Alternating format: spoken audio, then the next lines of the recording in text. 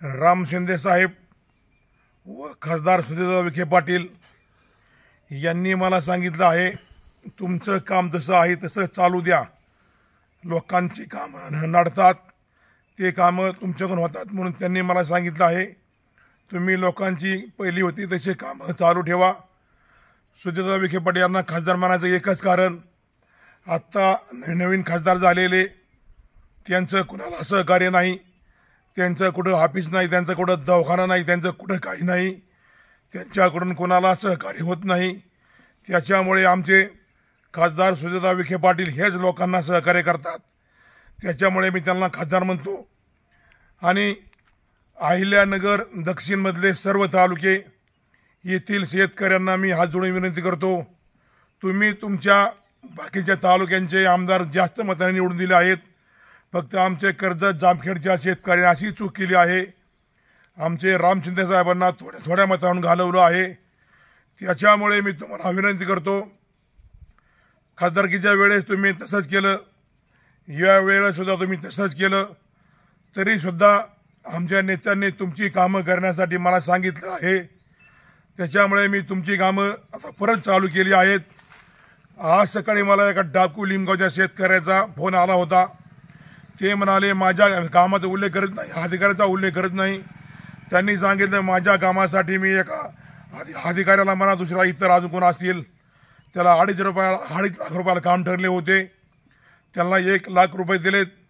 त्याला 2-2.5 महिने झाले, माझं काम 8 दिवसाचं काम करायची बोली होती, त्याला 2-2.5 महिने झाले, माझं काम झालं नाही.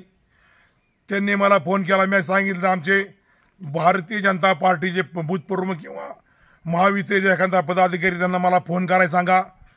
त्यांनी मला अजून काय फोन केला नाही.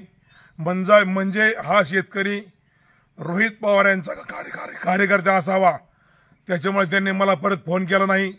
आणि अहिल्यादेवीनगर दक्षिणमधले सर्व तालुके, त्यातून कर्जत जामखेड माझं जास्त लक्ष आहे.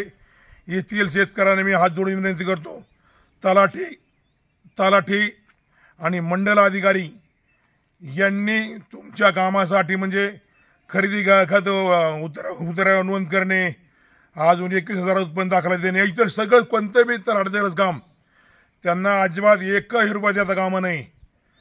फक्त उताऱ्याचे 15 रुपये देणे बंद करणं सरकार नियम आहे. फक्त उताऱ्याचे 15 रुपये देणे बंद आहे.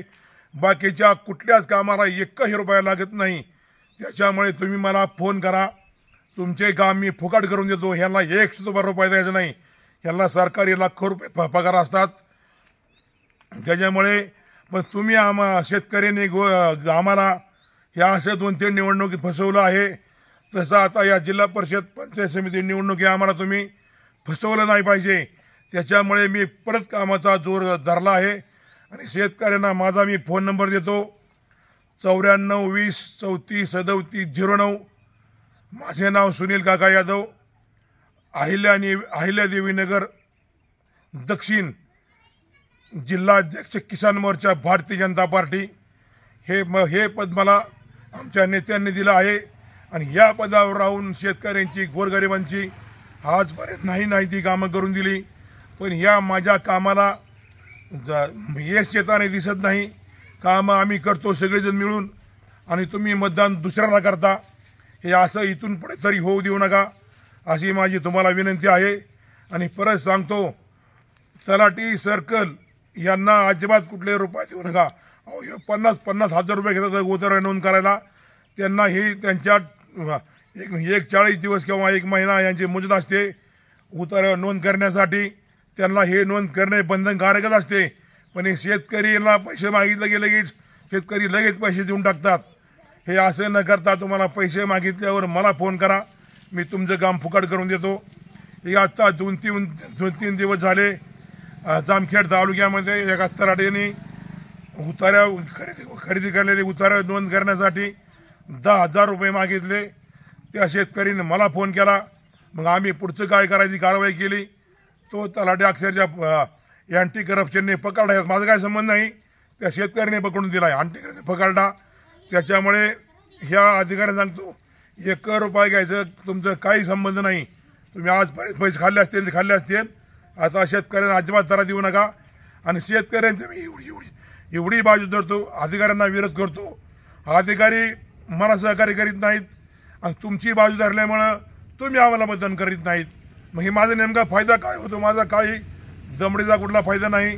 तुम्हाला आम्ही किती सहकार्य करतो, पण तुम्ही आता येत्या निवडणुकीत आम्हाला आमच्या महायुतीच्या आमच्या उमेदवारांना मतदान करा.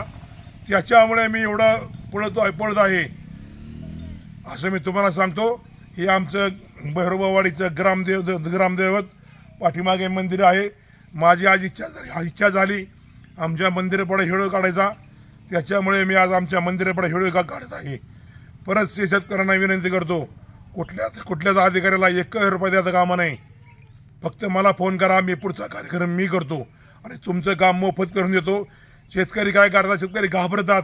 त्यांना वाटतं आमच्या तलाड्यात काहीतरी उतराव चुकीचं करून ठेवीन. अजिबात चुकीचं कोण करणार नाही. जर काही चुकीचं झालं त्या तलाड्याला मंडळ अधिकाऱ्याला सस्पेंड केलं जाईल असा मी तुम्हाला शब्द देतो. पण शेतकऱ्यांना एवढं सहकार्य करून तुम्ही आम्हाला सहकार्य करा. नाहीतर बेकार परिस्थिती, आमची बेकार परिस्थिती होती. मी 8 दिवस काम बंद केलं तर अहो नाही शेतकऱ्याचा मला फोन येऊ लागला का आमचं काम आहे ती काम आहे. काम कोणी करीत नाही. आमचे महायुतीचे पदाधिकारीच फक्त काम करतात. बाकीचं काही कोणाचं घेणं देणं नाही. त्याच्यामुळे शेतकऱ्यांना परत विनंती करतो, मला फोन करा. या 8ही तालुक्यात मी अधिकाऱ्यांना फोन करून तुमचे काम करून दिले आहेत आणि इथून पुढे सुद्धा येणार आहे असं मी तुम्हाला परत विनंती करतो. जय शिवराय, सत्यमेव जयते, जय भीम, जय मातंग समाज, रामकृष्ण हरी.